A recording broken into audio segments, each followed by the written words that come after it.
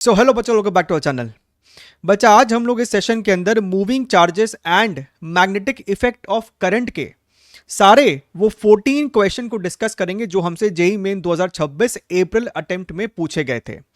इसका ये जो प्रिंटेबल फॉर्मेट का क्वेश्चन पीडीएफ है, आप इसको डाउनलोड कर सकते हैं। डाउनलोड करने का यहां पर आपके सामने चार सिंपल सा स्टेप्स है, आप इनको फॉलो कीजिए। You will be easily able to access those PDFs. आप उसको अपने टाइम बाउंड मैनर में सॉल्व कीजिए एंड नीचे आपका जो भी रिजल्ट आता है आप जरूर से कमेंट कीजिएगा।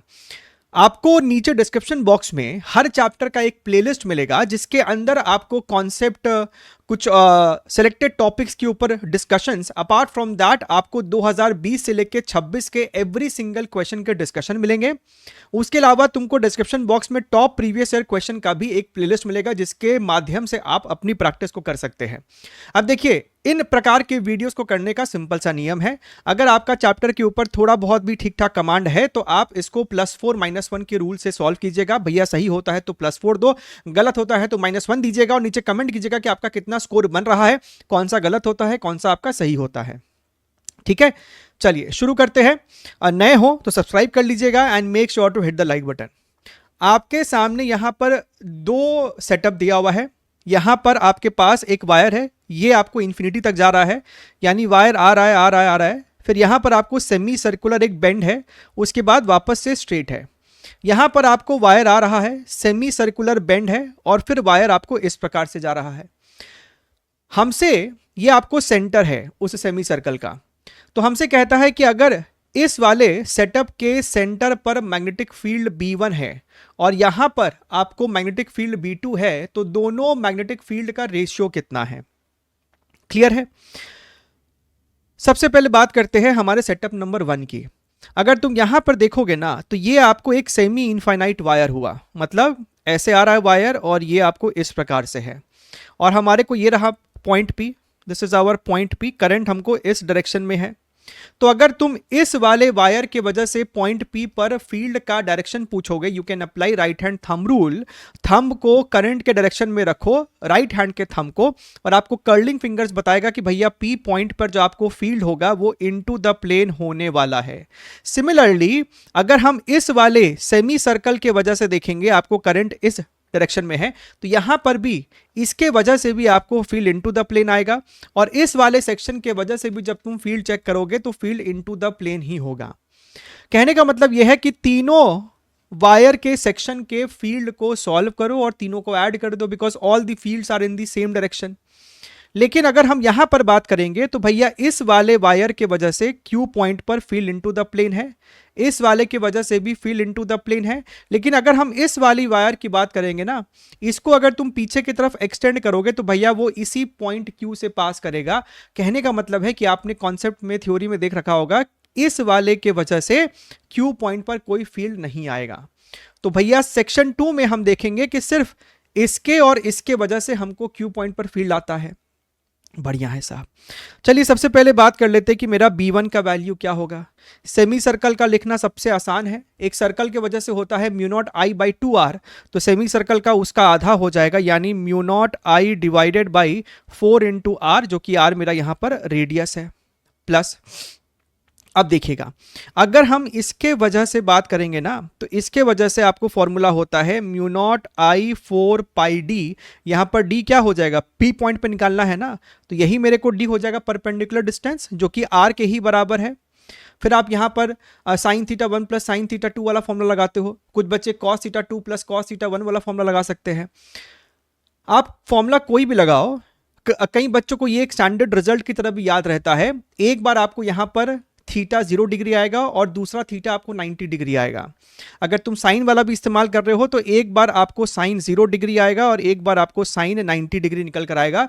तो भैया ये वाला अगर हम 0 ले रहे हैं तो ये वाला मेरे पास 1 होगा। सो किसी एक के वजह से दिस इज योर μ0I/4πr, तो इसके वजह से μ0I/4πr, तो सिमिलरली इसके वजह से भी μ0I/4πr होगा, यानी कि हम टोटल कर सकते हैं twice of μ0I divided by your 4πr।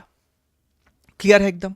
अच्छा, कहने का मतलब ये है कि यहाँ से अगर हम लोग ये mu not I divided by 4r common ले लेना तो ये हमको हो जाएगा 1 प्लस, और यहाँ पर आपके पास बेटा बचेगा 2/पाई।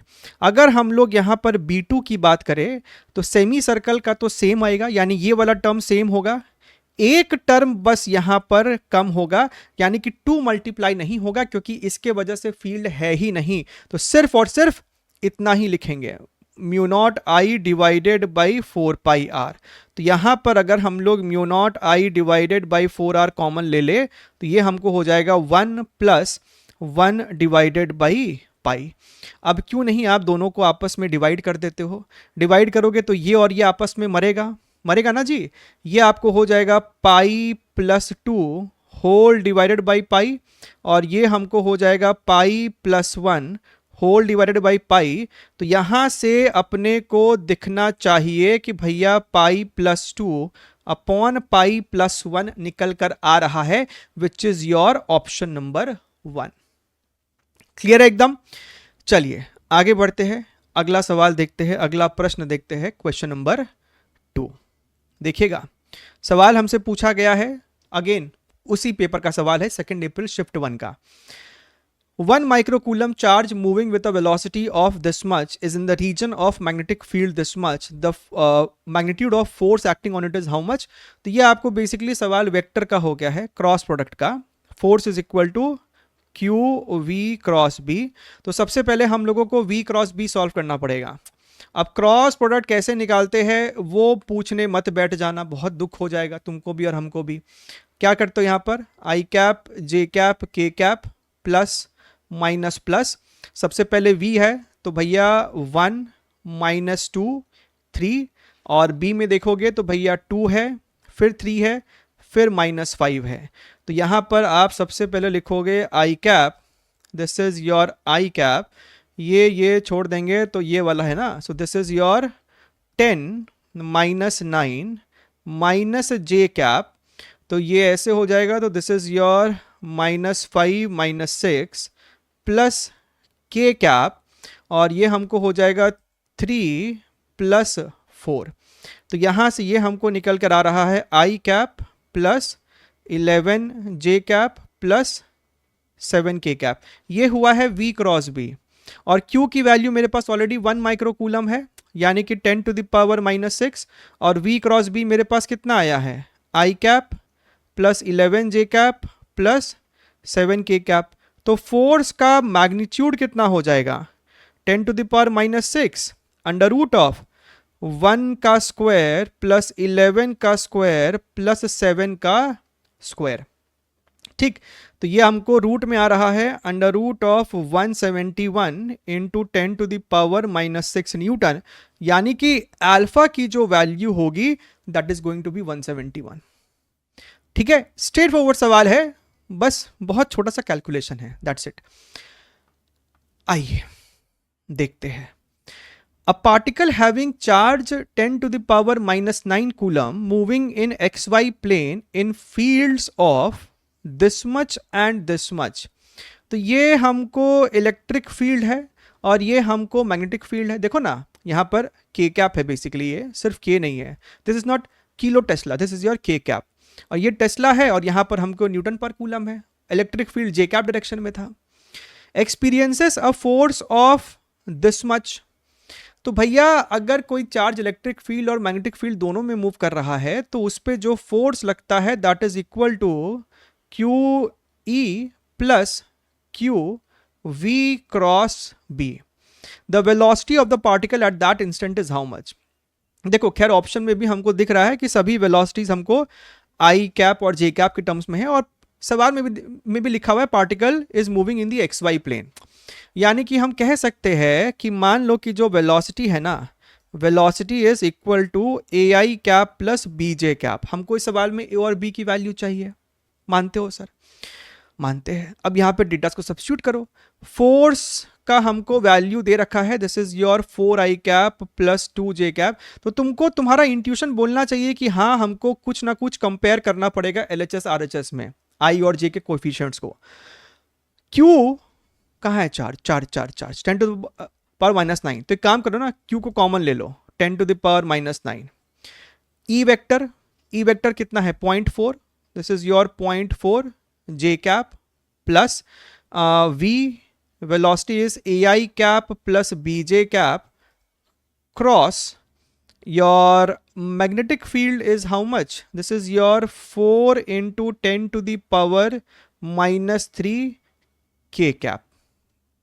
ठीक है, तो ये वाला इसको मार देगा तो हमारे पास यहाँ पर ये हो गया है 10 to the power minus 1 and what I can see is यहाँ पर 10 to the power minus 3 है, यानी दोनों तरफ अगर हम 1000 से मल्टीप्लाई कर दे तो यहाँ पर मेरे पास इनटू में 100 बचेगा, यहाँ पर ये हमको 400 हो जाएगा और ये वाला 10 to the power minus 3 चला जाएगा यहाँ से। अच्छा, और देखते हैं, 100 को मल्टीप्लाई कर दो, so 400 i cap plus 200 j cap is equal to, ये हो रहा है 400 जे कैप प्लस ये एक 4 है, उस 4 को आप रहने ही दो, और बेसिकली ए आई क्रॉस के है यहाँ पर, दिख रहा है तुमको, आई क्रॉस के है, तो आई क्रॉस के क्या देगा, माइनस जे देगा ना, तो ये हमको हो जाएगा minus a j cap plus B, यहां पर जे क्रॉस के है तो ये हमको देगा आई कैप, यानी प्लस बी आई कैप। ठीक लग रहा है देखने में, ठीक ही लग रहा है। तो इस 4 को भी हटाओ यहां से, ये 100 हो जाएगा, this is your 50, this is again your 100 over here.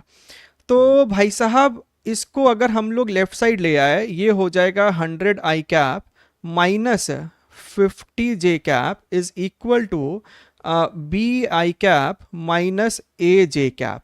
तो अगर कंपेयर करें तो बी की वैल्यू 100 आ रही है और ए की वैल्यू 50 आ रही है। सो भैया ए की वैल्यू 50, बी की वैल्यू 100, सो 50 आई कैप प्लस 100 जे कैप अपने को ऑप्शन नंबर 1 में देखने के लिए मिल रहा है। क्या मेरी बात क्लियर है? सिंपल है, कंपेयर करना है, रिजल्ट निकाल के लाना है। चलिए आगे बढ़ते हैं, अगला प्रश्न देखते हैं, क्वेश्चन नंबर 4 हमारे पास क्या है। Look here very very carefully. An insulated wire is wound so that it forms a flat coil with 200 turns. The radius of the innermost turn is this much and outermost is this much. 20 milliampere current उससे flow कर रहा है। तो what is the magnetic moment which is this much? तो alpha की value पूछ रहा है। So basically coil समझ रहा है कैसा है? coil ऐसा है, flat है, मतलब 2D plane में है, ऐसा ऐसा, सही बात है, जिसका हमको इनर रेडियस और आउटर रेडियस दे रखा है सवाल में। अगर तुमने प्रीवियस ईयर क्वेश्चन सॉल्व करे हैं तो उसमें सिमिलर फैशन का एक सवाल आया हुआ है जिसमें कि थोड़ा सा और टफर चीज पूछी गई थी कि सेंटर पे फील्ड कितना है, या फिर आपने जहां से भी अपनी प्रॉपर पढ़ाई की होगी इस चैप्टर की, तो ये एक स्टैंडर्ड सवाल है जो कि आपको क्लास के इलस्ट्रेशंस में करा देते हैं।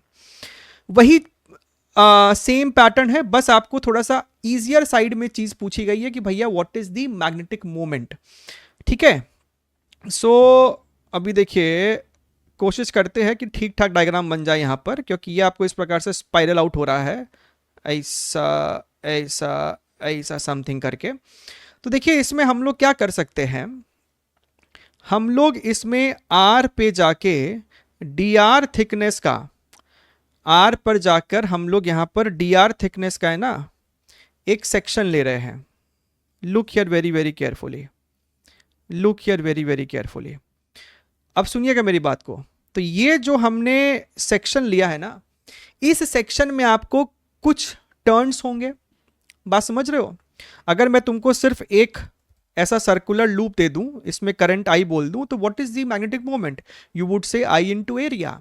अगर इसमें आपको एन नंबर ऑफ टर्न्स होगा so you would say magnetic moment is an into I into area, this is the magnitude. Similarly, what I am trying to say is, let us try to find out कि भैया ये जो हमने dr thickness लिया है, I hope you are able to see the thickness over here, कि हम किस चीज को थिकनेस कह रहे हैं यहाँ पर। तो ये जो शेडेड पोर्शन है ना, इसमें कितना टर्न्स है वो जानना है हमको। तो मैंने आपसे बोला कि भाई ये जो आपको ओवरऑल ब्लू वाला थिकनेस है, ये जो ओवरऑल थिकनेस है वो थिकनेस कितना है, isn't it R2 minus R1। तो इस थिकनेस में अगर n नंबर ऑफ टर्न्स है, सो dr थिकनेस में कितना टर्न्स होगा, N into D R upon your R2 minus R1। मानते हो? हाँ सर। तो सर इस वाले थिकनेस के वजह से जो छोटा सा मैग्नेटिक मोमेंट होगा that is number of turns which is n into D r R2 minus R1 n I A, और ए क्या हो जाएगा? Pi r square, pi r square, तो पाई इंटू आर का स्क्वायर। अगर मुझे टोटल चाहिए तो मैं इंटीग्रेट करूंगा इनर वाले रेडियस से लेके आउटर वाले रेडियस तक, यानी कि R1 से लेके R2 तक हम इसको इंटीग्रेट मार देंगे। So magnetic moment is equal to आपका एन आई ए तो बाहर आ जाएगा, एन आई पाई हमको बाहर आ जाएगा, डिवीजन में मेरे पास R2 माइनस R1 है, आपके पास यहाँ पर R स्क्वायर है जिसका इंटीग्रेशन हो जाएगा R क्यूब बाई 3, तो एक 3 भी आपके पास यहाँ नीचे में है। और जब ये R क्यूब हुआ इंटीग्रेट करके और जब तुमने लिमिट भी लगा दिया तो लिमिट लगाने के बाद हो जाएगा R2 cube minus R1 cube. A cube minus b cube क्या होता है? A minus b bracket a square plus b square plus a b, यही ना होता है जी।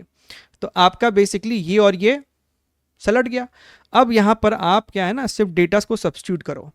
नंबर ऑफ टर्न्स एन क्या है? 200 है। आई की वैल्यू कितनी है? 20 मिली एम्पियर है। So 20 into 10 to the power minus 3 multiplied by, फिर हमारे पास यहाँ पर पाई भी है। तो फिलहाल एक काम करते हैं, वी आर नॉट श्योर कि पाई को क्या लिखना है, तो 22/7 लिख लेते हैं फिलहाल के लिए। नीचे में हमारे पास 3 भी है, ठीक है। यहां पर देखिएगा R2 स्क्वायर यानी कि 6 का स्क्वायर, अच्छा समझना ये सेंटीमीटर स्क्वायर है, तो 10 टू द पावर माइनस 4 तो मल्टीप्लाई हो ही रहा है, तो 10 टू द पावर माइनस 4 तो पहले ही यहां से बाहर निकाल लेते हैं, ताकि अब हम लोग सिंपली 6 का स्क्वायर कितना हो जाएगा? 36, फिर 3 का स्क्वायर कितना हो जाएगा? 9, और R1 R2 कितना हो जाएगा? 6 18, ठीक बात है। तो ये दोनों हमको हो रहा है कितना? 54, और 54 प्लस 9 कितना होता है? 63। अच्छा, बहुत सुंदर। So look here very very carefully, I think a lot of thing is going to get cancelled. सबसे पहले तो 1 2 3 ये मरेगा, 7 ये 9 से मरेगा, 3 इसको मारेगा तो ये वापस से 3 से मरेगा। सो हमारे पास यहाँ पर क्या है? 2 है, 2 है, 4 into 22 is 88, 88 into 3 and then we are left with 10 to the power minus 4। लेकिन हमको चाहिए -2, देखेंगे उसको भी। इसका क्या हो जाएगा? 3 8 24, 3 8 24 26, लेकिन हमको यहाँ पर -2 चाहिए तो डेसिमल डाल देंगे और 10 टू द पावर -2 हो जाएगा। सो क्या हमारे पास 2.64 ऑप्शन में है? क्लियर है एकदम। तो क्लीन तरीके से सॉल्व करोगे तो आंसर भी एक बार में क्लीन निकल के आएगा, ठीक है। आई होप यू अंडरस्टूड इट।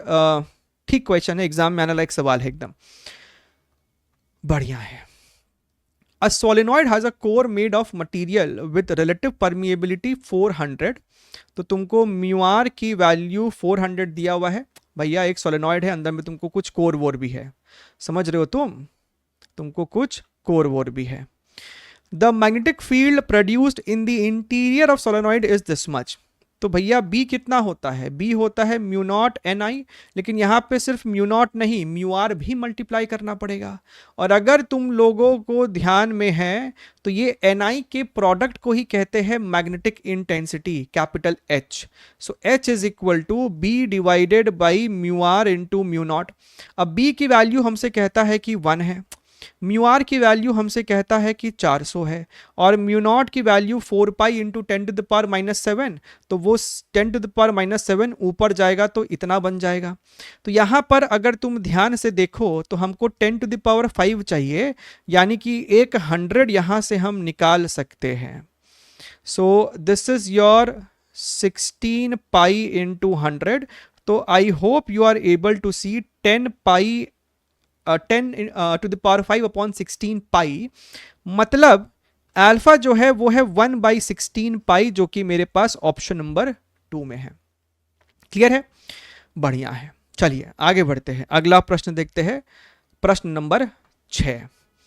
अब देखिए, जिस प्रकार से इलेक्ट्रिक डाइपोल आप पढ़ते हैं कि भैया एक डाइपोल है, डाइपोल मोमेंट इसका p है, तो इसके वजह से एक्सिस पे इलेक्ट्रिक फील्ड होता है 2pk/r³, और इक्वेटोरियल पे इलेक्ट्रिक फील्ड होता है सिर्फ pk/r³।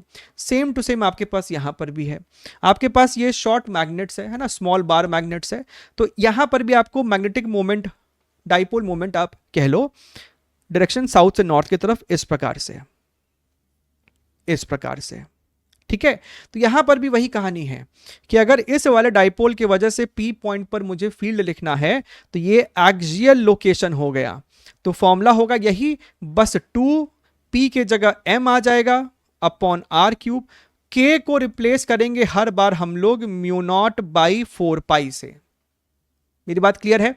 k को अपने रिप्लेस कर दिया करेंगे μ0/4π से। अच्छा, तो भैया हमसे ये मिड पॉइंट p पर पूछ रहा है, यानी कि 10 का आधा 5 मिड पॉइंट p पर पूछ रहा है कि what is the magnitude of the value of magnetic field at the point p is alpha into 10⁻³ Tesla. इसके वजह से ये, इसके लिए पॉइंट p एक्सियल है, तो यहां पर आपको एक मैग्नेटिक फील्ड होगा B1। What is B1? B1 is nothing but your 2p, p की जगह m और μ0/4π।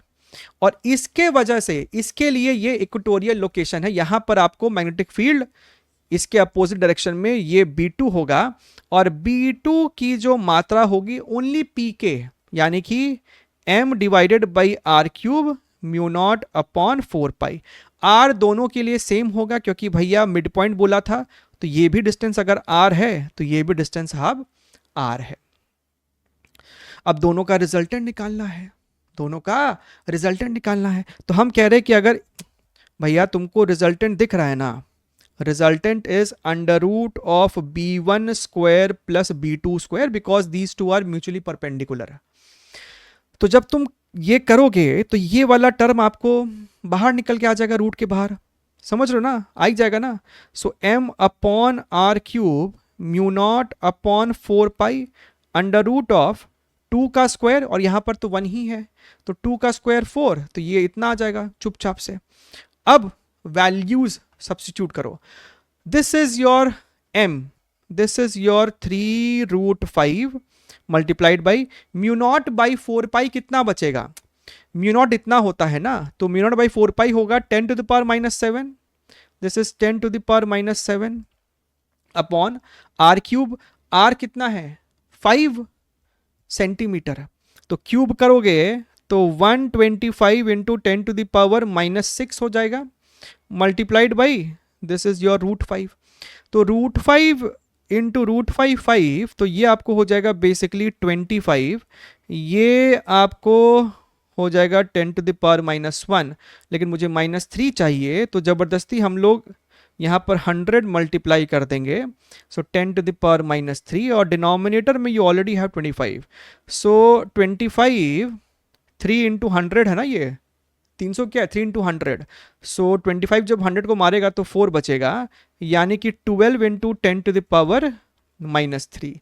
तो अल्फा की वैल्यू अपने को 12 निकल कर आनी चाहिए। चेक कीजिएगा कि भैया 6 का अपने को आंसर 12 है कि नहीं है, बताइएगा आप कमेंट में। चलिए आगे बढ़ते हैं।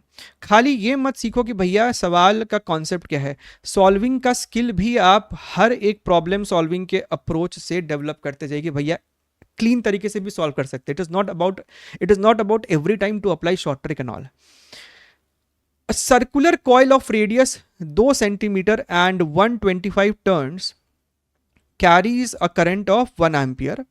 The coil is placed in a uniform magnetic field of itna. The axis of the coil makes an angle of 30 degree with the direction of the magnetic field. The torque acting on the coil is this much. देखिए simple है एकदम। मान लेते हैं कि ये है आपको डायरेक्शन ऑफ मैग्नेटिक फील्ड, और ये है direction of axis of the coil, axis of the coil, और ये दोनों के बीच में एंगल है 30 डिग्री का। अगर कॉइल का एक्सिस ऐसा है, मतलब कॉइल कुछ इस प्रकार से होगा, समझ रहे हो ना? ठीक बात है सर। अच्छा, कॉइल का रेडियस कितना है, कॉइल में नंबर ऑफ टर्न्स कितना है, करंट कितना है, सब दे रखा है। तो आपसे टॉर्क पूछ रहा है, टॉर्क कितना हो जाएगा, M B sine theta. M B sine theta, यहां पर थीटा क्या है, 30 डिग्री ना होगा, क्योंकि भैया कॉइल का जो एक्सिस है ना उसी के अलोंग तो तुमको मैग्नेटिक मोमेंट भी होगा। तो भैया theta is the angle between M and B, तो एम बी साइन 30 डिग्री हो गया। अच्छा, what is M, M is n I A, B is B, और sine 30 degree is 1/2। So torque is equal to, अब आप सब कुछ substitute कीजिए, 125, current is 1 ampere, area is pi r square, pi की वैल्यू 3.14, एंड रेडियस का square है तो 2 का स्क्वायर किया तो 4, और 10 टू द पावर -4 भी आएगा। And magnetic field is 0.4 Tesla, तो यहाँ पर एक 0.4 भी आएगा। समझ रहे हो ना तुम? समझो। अच्छा, अब अगर हम और ध्यान से देखें यहाँ पे, तो भाई साहब ये हो जाएगा आपको 0.2, 4 into 125 is 500, 500 into 0.2 is 100, and 100 into 3.14 is 314 into 10 to the power -4, जो कि यहाँ पर है। तो अल्फा कितना हो गया, 314 is the correct one. Clear है एकदम? वेरी गुड, बढ़िया है, अद्भुत। सवाल में हमसे कहता है the charge particle moving in a uniform magnetic field of this much has an acceleration of this much. कहता है कि एक चार्ज पार्टिकल है, वो सिर्फ मैग्नेटिक फील्ड में मूव कर रहा है, मैग्नेटिक फील्ड इतना है, तो चार्ज पार्टिकल का एक्सेलरेशन इतना है।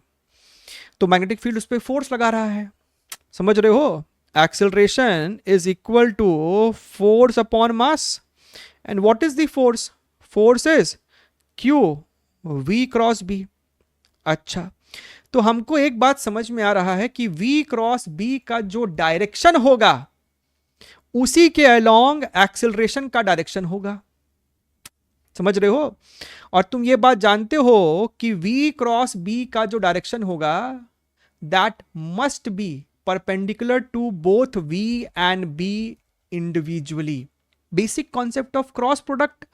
तो हम कह सकते हैं कि acceleration must be perpendicular to the magnetic field direction, मतलब एक्सेलरेशन और मैग्नेटिक फील्ड का डॉट प्रोडक्ट 0 होना चाहिए। तो दोनों का डॉट लेके 0 के बराबर कर दो। 3 इंटू 4 12, 2 इंटू -x/2, तो -x ही बचा ना, सिर्फ शून्य, यानी x की वैल्यू मुन्ना अपने को कितनी आनी चाहिए, 12 आनी चाहिए। क्लियर है?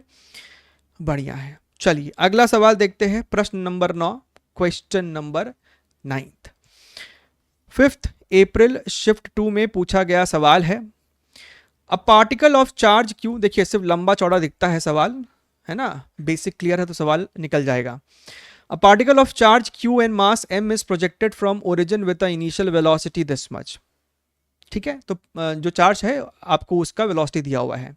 There exists a uniform magnetic field this much and space varying electric field this much। देखिए हालांकि ज़रूरत नहीं है, बट स्टिल अगर तुमको इसका किसी भी प्रकार का एक डायग्राम बनाने की इच्छा कर रही है तो चलो हम कुछ ड्रॉ करके दिखाते हैं। ये x ले लो, ये y ले लो, तो z एक्सिस हमको आउट ऑफ द प्लेन आ जाएगा, आउट ऑफ द प्लेन आ जाएगा। तो हमारा जो मैग्नेटिक फील्ड है वो मतलब पूरे रीजन में आउट ऑफ द प्लेन है। आपने जो वेलोसिटी दी है शुरुआत में वो x में भी उसका कुछ हिस्सा है और y में भी उसका कुछ हिस्सा है। ऑल दीज हिस्साज are how much, v0/√2 and v0/√2। लेकिन जो इलेक्ट्रिक फील्ड है वो हमको x, देखिए x कैप का मतलब है कि इलेक्ट्रिक फील्ड आपको x के डायरेक्शन में है, लेकिन electric field is a function of x also.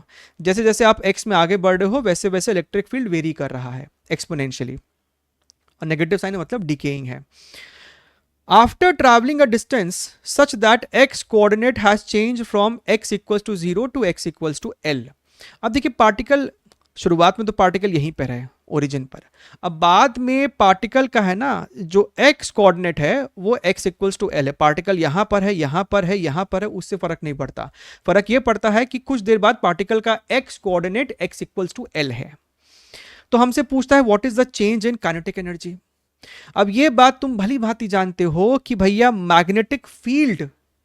Magnetic field charge का स्पीड नहीं चेंज कर सकता, because force due to magnetic field is always perpendicular to the instantaneous velocity. भैया force is proportional to v cross b, मतलब force जो है वो velocity के परपेंडिकुलर है। तो भैया मैग्नेटिक फील्ड कभी भी वेलोसिटी को स्पीड को नहीं चेंज कर सकता, यानी काइनेटिक एनर्जी में बदलाव नहीं ला सकता। तो अगर हम यहां पर वर्क एनर्जी थ्योरम लगा दें कि work done by the magnetic field plus work done by the electric field is equal to your delta K, और तो कोई फोर्स है नहीं यहां पर, तो इसका कोई वर्क डन नहीं है, जो भी है बस इलेक्ट्रिक फील्ड का ही वर्क डन है। ठीक है, और क्योंकि electric field time space varying है, यानी कि वेरिएबल इलेक्ट्रिक फील्ड है, तो अगर वर्क डन भी इसका लिखना होगा ना तो वो हमको लिखना पड़ेगा फिर इंटीग्रल फॉर्मेट में, यानी कि integral F D X is equal to your delta K. बात को समझिएगा, एफ क्या हो जाएगा, F is your charge into electric field, and what is electric field, it is a function of X E naught E to the power minus lambda X, ठीक है, into your D X. Limit कहां से कहां तक, शून्य से लेके L तक। अगर तुम ध्यान से देखो तो भैया q e naught divided by lambda आएगा, माइनस लैम्डा आएगा बेसिकली, और ये आपको हो जाएगा e to the power minus lambda x, limit 0 से लेके एल तक। आप यहाँ पर लिमिट को सब्स्टिट्यूट करो और माइनस को भी अंदर भेज देना। लिमिट डालने के बाद नेगेटिव साइन को आप अंदर भेज देना, तो ये आपको इतना आता हुआ दिखना चाहिए, जो कि मेरे ख्याल से ऑप्शन नंबर 1 में आपको दिखेगा। ठीक है ना, तो देखने में लग रहा था कि भैया कितना लंबा चौड़ा सवाल होगा, हालांकि कोई इंफॉर्मेशन का यहां पर काम नहीं आया, क्योंकि एक तो हमसे चेंज इन काइनेटिक एनर्जी पूछ रहा है, तो इसका भी काम नहीं आया। समझ रहे हो, डायरेक्टली हमसे डेल्टा के ही पूछ लिया था प्रश्न के अंदर। अच्छा, अब देखिएगा, दो पर्टिकुलर इक्वेशन होता है, एक होता है energy density in the term of electric field और एक energy density in the term of magnetic field. अगर इलेक्ट्रिक फील्ड में तुम एनर्जी डेंसिटी, ये आपको सिंबल है एनर्जी डेंसिटी का, यानी एनर्जी अपॉन वॉल्यूम, तो यहाँ आपको होता है हाफ एप्सिलॉन इलेक्ट्रिक फील्ड का स्क्वायर। और अगर हम बात करें मैग्नेटिक फील्ड में, तो यहाँ पर सिमिलर फॉर्मूला है, इलेक्ट्रिक फील्ड की जगह magnetic field 2 into mu not. तो ये आपको इक्वेशन है energy density in magnetic field. ठीक है, ये सिमिलर इक्वेशन आप याद करते हो या फिर पढ़ते हो ईएम वेव्स के अंदर भी। अच्छा, बहुत बढ़िया है। तो यहां पर हमसे क्या बोल रहा है, a small cube of side 1 millimetre, very very small cube is placed at the centre of a circular loop. आपके पास एक सर्कुलर लूप है इस प्रकार से, जिसका रेडियस ही आपको 10 सेंटीमीटर है, very large as compare to 1 millimetre dimension, carrying a current of 2 ampere, this is your 2 ampere over here. ठीक है ना। अच्छा, the magnetic energy stored inside the cube is how much. तो यहाँ पे सेंटर पे ना बहुत छोटू सा एक क्यूब रखा हुआ है, बहुत छोटू सा एक क्यूब आपको यहाँ पर रखा हुआ है। तो इस समझना, क्यूब को भूल जाए एक बार के लिए। तो आपका जो एनर्जी डेंसिटी होता है that is equal to which is nothing but energy per unit volume. Energy density is equal to your B square upon your 2 mu naught. And what is your B square? What is your B square? What is magnetic field due to a current carrying coil at the center? This is your mu naught I upon your 2 into R whole square. ठीक बात है साहब। अब हमको जानना है कि ये जो छोटा सा यहाँ पर एक क्यूब वाला जो रीजन है, सिर्फ उतने सी रीजन में कितना एनर्जी है। So energy is equal to, अगर हम इस पूरे टर्म को वॉल्यूम से, उस क्यूब के वॉल्यूम से मल्टीप्लाई कर देंगे तो हमको पता चल जाएगा कि भैया वो छोटे से क्यूब वाले रीजन में कितना एनर्जी स्टोर्ड है. So u is equal to volume, इधर चल जाएगा, volume is basically your side का क्यूब. What is side? काम करो, u is equal to side का cube multiplied by 1/2 mu naught. यहाँ पर ये हो रहा है म्यू नॉट का स्क्वायर, करंट का square upon your 4 into r square, r का स्क्वायर. अब चाहो तो आप डेटा को सब्स्टिट्यूट करना शुरू कर दो. 1 मिलीमीटर का क्यूब मतलब 10⁻⁹ divided by 1/2 multiplied by mu naught 4 pi 10⁻⁻⁷. Current का स्क्वायर तो 2 का स्क्वायर 4, नीचे में 4 ऑलरेडी एक है यहाँ पर. रेडियस का स्क्वायर यानी कि 10⁻⁻² कर लेंगे. और कहता है कि पाई को 3.14 लिख दो, तो चलो ठीक है लिख देंगे वो बाद में, ऐसा हड़बड़ी नहीं है कुछ. तो हमारे पास ये वाला 4 इसको मारेगा, ये वाला 2 हमको इसको किल कर देगा. तो आपके पास क्या बच रहा है? 10⁻⁻2 ऊपर गया तो 10⁻⁻5 ही बचेगा. और यहाँ पर 10⁻⁻14. तो भैया पाई इंटू 2 कितना होता है? 6.28 इंटू 10⁻⁻14. एंड लकीली हमको 10⁻⁻14 ही ऑर्डर चाहिए, मतलब अल्फा की वैल्यू क्या हो जाएगी? Option number 1. क्लियर एकदम? बढ़िया है. चलिए बात करते हम लोग आज के सेशन के 11वें सवाल की, क्वेश्चन नंबर 11 की. हमसे कहता है कि आपके पास करंट फ्लो कर रहा है 30 एम्पियर. आपके पास 2 पैरेलल वायर्स है, इनफाइनाइट वायर्स है, सवाल में नहीं भी बोला है तो लेना ही पड़ेगा वरना और कोई ऑप्शन नहीं है. दोनों में करंट आपको अपोजिट डायरेक्शन में जा रहा है. और इस सेटअप के वजह से इसके जो मिड पॉइंट पर आपको फील्ड कितना है.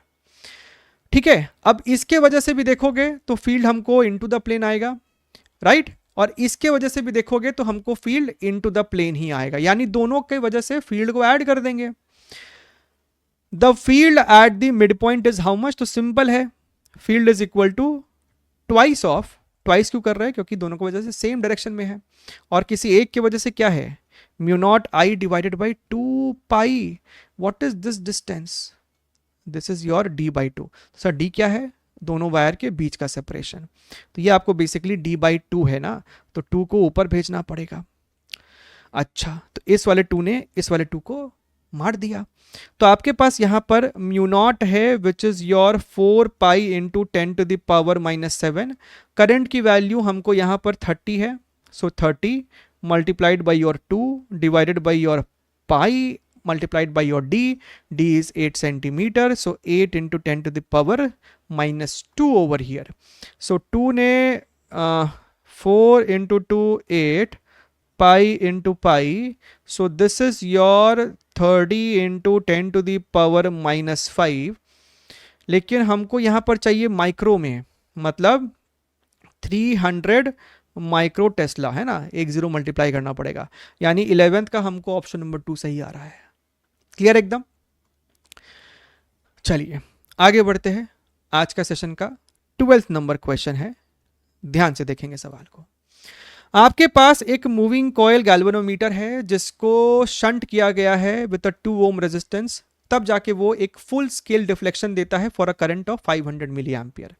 सो पहला जो कहानी है आपके पास वो बेसिकली गैल्वेनोमीटर को आमीटर में कन्वर्ट किया गया है इस प्रकार से. देखिएगा ऐसा, ये है हमको 2 ओम. गैल्वेनोमीटर का रेजिस्टेंस मान लेते हैं कि G ओम ही है, ठीक है. और ये जो 500 है ना, ये वाला करंट है, ये मेरा डब्बा आमीटर है. कहता है कि इस आमीटर में जब 500 milli ampere, and 500 milli ampere का मतलब होता है 0.5 एम्पियर, जब ये जाता है तब ये फुल स्केल डिफ्लेक्शन दिया. फुल स्केल डिफ्लेक्शन का मतलब क्या है? इसके अंदर जो मैक्सिमम अलाउएबल करंट है IG वही पास कर रहा होगा.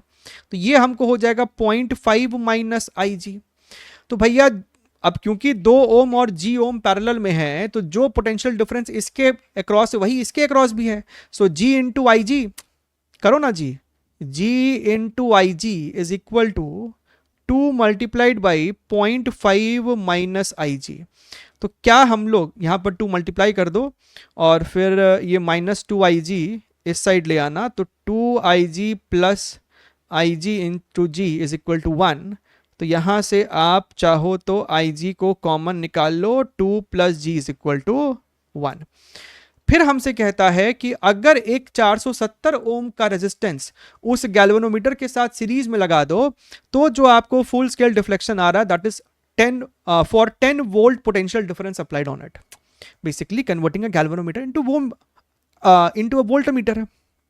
ये मेरा गैल्वेनोमीटर है, इसके साथ आपने सीरीज में लगाया कितना 470 ओम, फुल स्केल है यानी कि IG। तो हमसे कहता है कि इस सेटअप के across potential difference applied 10 volt था, तब जाके ये फुल स्केल आया, यानी कि IG मल्टीप्लाइड बाई 470 प्लस इसका रेजिस्टेंस G ओम है ना, तो 470 प्लस G। अब आपके पास दो इक्वेशन है, ये कितना है 1 is equal to IG 2 plus G over here. ठीक है, अब इन दोनों इक्वेशन को सॉल्व करना है, तो दोनों को आपस में डिवाइड कर दो, IG को मार देते हैं, IG मर गया, 10 से क्रॉस मल्टीप्लाई करो, so 470 plus G is equal to 20 plus 10G, तो ये हमको आ रहा है 9G is equal to 450, so G is equal to 50 ohms। So 50 ohm is going to be the correct answer for your question number 12 over here। Clear एकदम, बढ़िया है साहब। चलिए आगे बढ़ते हैं, अगला सवाल देखते हैं, क्वेश्चन नंबर 13 क्या बोल रहा है। A current carrying coil circular loop of radius 2 centimetre with a unit normal, ओहो समझ रहे हो, विद अ यूनिट नॉर्मल, यानी कि इसके सरफेस का जो एक्सिस है ना उसके अलोंग एक यूनिट वेक्टर हमको दे दिया है, that is your I cap plus K cap divided by √2। अगर हम किसी तरीके से इसका सरफेस का एरिया निकाल दे तो एरिया वेक्टर हो जाएगा एरिया का magnitude multiplied by the unit vector. Field हमको दिया हुआ है, the torque experienced by the loop is how much. अच्छा समझ में आ गया, यहां पर इस्तेमाल करना पड़ेगा cross product, torque is equal to your m cross b, जहां पर आपका जो m वेक्टर होगा that is equal to your n i a, और a हमको हो जाएगा इतना, जहां पर एरिया लिटरली हो जाएगा पाई r square. Number of turns दिया हुआ है क्या कुछ? नंबर ऑफ टर्न्स के बारे में तो कुछ नहीं बोला गया है, तो n को हटा ही दो, सिर्फ इतना होगा। ये हो गया area multiplied by your N cap, और एन कैप कितना है √2, this is your I cap plus K cap, यही ना हमको एन कैप। ये हो गया है मैग्नेटिक मोमेंट, और फील्ड हमको यहां पर दे रखा है, तो टॉर्क कितना हो जाएगा, टॉर्क इज इक्वल टू, पहले तो इसको भी चाहो तो खोल खाल ले क्या, या फिर एक ही बार में करते हैं। तो ये वाला टर्म आई कितना है 100 √2 multiplied by pi which is 3.14 multiplied by radius का स्क्वायर, 2 का स्क्वायर करेंगे तो 4 इंटू 10⁻⁻4 अपॉन √2। इसको फिलहाल के लिए बचा के रखो क्योंकि इसी का क्रॉस करेंगे हम लोग इसके साथ। B0 तो यहीं पे लिख लो 4 इंटू 10⁻⁻3। अब यहां पर आप लिखो आई cap plus K cap cross 3 I cap plus your 2 के कैप। ठीक है, तो √2 ने √2 को मार दिया है, और हमको 10⁻⁻7 या -5 के ऑर्डर का दिख रहा है, तो करते हैं उसका इंतजाम भी करते हैं। आपके पास है ना यहाँ पर 4 और 4 16 है, सो 16 भी मल्टीप्लाइड में है, और यहाँ पर एक 100 भी है, सो 16 मल्टीप्लाइड बाई 314 मल्टीप्लाइड बाई 10⁻⁻7, और यहाँ पर आप देखोगे तो भैया आई क्रॉस के कितना होगा -j, सो माइनस, और k क्रॉस i हो जाएगा कितना, आई जे के ना, तो k क्रॉस i हो जाएगा प्लस जे कैप, तो प्लस 3 जे कैप। तो ये इफेक्टिवली तो हमको सिर्फ प्लस जे ही तो बचा, यानी इफेक्टिवली ये हमको कितना निकल कर आया है, जे कैप। तो जे कैप वाला तो बस एक ही ऑप्शन है, पहली बात तो ऑप्शन ही ऐसा दिया है, देख लो कैसा ऑप्शन दिया है। खैर, तो इसको मल्टीप्लाई करने से क्या 5024 आता है क्या, एक बार चेक कर लेते हैं भाई, क्योंकि नहीं आया तो ये आपको हो जाएगा 84, 6 तिया 18, ये हो जाएगा 4 1 3 4 2 0 5 0 2 4 इंटू 10⁻⁻7, यानी कि भैया परफेक्टली आ रहा ऑप्शन नंबर 4। क्लियर एकदम। चलिए बढ़िया है। देखिए आखिरी सवाल आज के सेशन का, अगर यहां तक पहुंच गए हो तो बहुत बढ़िया है, कम लोग इतने कंसिस्टेंसी के साथ अंत तक पहुंच पाते हैं, बढ़िया है, गुड। नए हो सब्सक्राइब कर लो। अब 5 मिलीग्राम मास दिया हुआ है, a 5 milligram particle carrying a charge of this much is moving with a velocity of this much in a region having magnetic field this much. It moves a distance alpha meter along a k cap when it completes 5 revolutions. The value of alpha is. देखो ये जो आखिरी का 3 sentence है ना, ये कहीं ना कहीं हिंट दे रहा है कि ये हेलिकल पाथ वाला फंडा है, पिच वाला फंडा है इसके अंदर, कि भैया 5 चक्कर लगाने पे वो फॉरवर्ड कितना मूव किया होगा। लेकिन डायग्राम बना लोगे तो क्लैरिटी और बढ़ जाएगी। तो मैग्नेटिक फील्ड का डायरेक्शन हमने ले लिया है कुछ इस प्रकार से, this is your magnetic field 0.1 के कैप, यानी हमने राइट साइड को बोला है के कैप। अच्छा, तो हमारे पास वेलोसिटी है ना, के कैप में है और आई कैप में है, यानी कि तुमने कुछ वेलोसिटी दिया है के कैप के तरफ और कुछ velocity I cap, so I cap must be perpendicular to K cap. अब ऊपर हो या नीचे उससे फर्क नहीं पड़ता, यानी कि V2 is responsible for circular motion and V1 is responsible for taking it forward, है ना, ताकि हेलिकल पाथ हमको बन सके। अच्छा, एक चक्कर लगाने का टाइम कितना होता है, 2 pi m divided by q into B, so 2 pi mass is how much, 5 milligrams. तो मिलीग्राम को किलोग्राम में कन्वर्ट करोगे तो 10⁻⁻6 आएगा बाबा। पहले तो मिली को ग्राम में कन्वर्ट करो, फिर ग्राम को किलोग्राम में करो, समझ रहे हो। और चार्ज जो है हमारे पास इतना है 5 pi into 10⁻⁻6 and field is only 0.1। तो भैया what is the time taken, 5 into pi 10⁻⁻6, 0.1 ऊपर जाएगा तो ये हमको 20 सेकेंड्स हो जाएगा। तो एक चक्कर लगाने में लग रहा है 20 सेकेंड्स, तो 5 चक्कर लगाने में कितना टाइम लग गया, that is your 5 into capital T, यानी कि 100 सेकेंड, राइट। तो भैया 100 सेकेंड में ये आगे कितना मूव कर गया, यानी के कैप के डायरेक्शन में कितना मूव कर जाएगा, V1 रिस्पॉन्सिबल है ना, तो भैया के कैप के डायरेक्शन में जो इसका मूवमेंट हो रहा है, that is your velocity responsible for that multiplied with the total time taken. तो व्हाट इज V1, ये वाला वेलोसिटी, यानी कि 2 multiplied by 10⁻⁻2, 2 into 10⁻⁻2 and t is your, नहीं सॉरी नॉट 20, 100, ये मरेगा। So 2 metre is your correct answer. ठीक है, चलिए ध्यान रखिए, take care, wish you all the very best and bye bye.